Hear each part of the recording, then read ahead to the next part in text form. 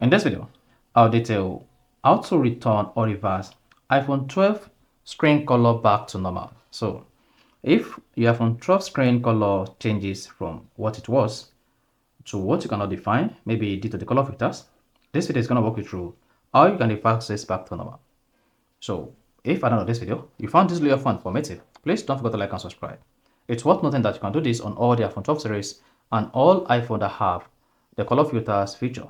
Now, to restore or reverse iPhone 12 color filters back to normal or screen color back to normal, all you just need to do is go to your iPhone settings. On the settings page, scroll down and select accessibility. Scroll down and click on display and text size. On the display and text size screen, scroll down. Locate color filters.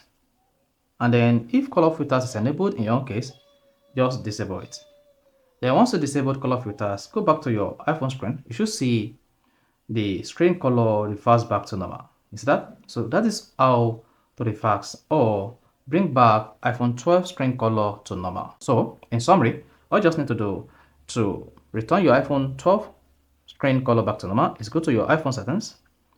On the settings page, scroll down and click on accessibility, select display and text size, then scroll down and click on color filters, and then disable color filters. Once that is disabled, that is going to return your iPhone 12 screen color back to normal. Found this video fun and informative? Please don't forget to like and subscribe.